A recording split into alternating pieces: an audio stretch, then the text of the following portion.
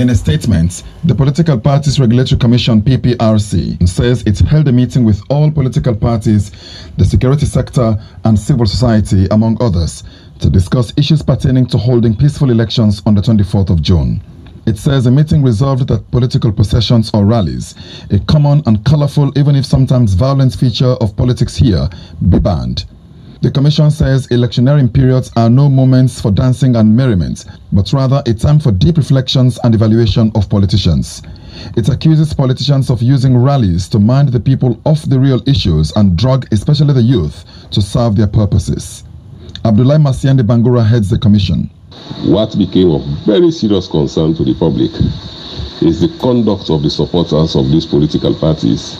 They used to commit a lot of distressful things. And again, we were mindful of the fact that over the years, politicians and their operatives, surrogates, they've been peddling a lot of inflammatory statements on social media, tribal slurs, hate speech. So we are mindful of the fact that if political party supporters will again process in the numbers they used to process to those designated areas, there is every likelihood that they may compromise public safety. And they have two options: to maintain those processions, or rally as they call them, and then be prepared to own up to the outcome. The second option was we suspend those rallies. At the end of the day, the political parties chose to accept the latter, that we put on all these rallies for the forthcoming election. When official campaigning starts in May, political parties will be expected to converge in designated areas and not process on the streets with hailers and motorcades. However, the main opposition APC party have opposed the ban, saying among other things that it is impracticable. Lansana Doumbia is their Secretary General. We want street rally for the people of this country to exercise their constitutional rights. Almost all the other political parties were for the ban.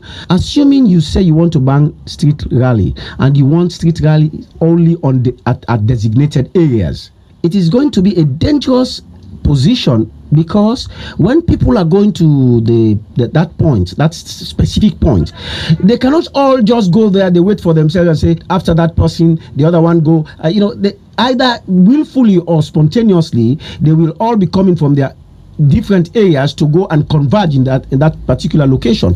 You will have a group of people, and you don't expect them to keep quiet. They are going to be in a jubilant mood. Every other elections we've had rallies. What is so different from this? This is a democratic system. Now that the ban has been announced, what is your position? Will you or will you not respect the ban on street rallies? We want to let them know that when our people are moving from one location to another, if they are arrested, we will not tolerate it. We are not going to allow it. We want this election to be peaceful. We want this election to be free and fair. We are not going to allow anything less than a free and fair elections. The PPRC insists the APC party did agree to the ban in the meeting with stakeholders. The gloves are off. With nominations of candidates due in the coming weeks, stopping procession of supporters will be a litmus test for the security forces and political parties. And that was Umaru Fofana reporting from Freetown.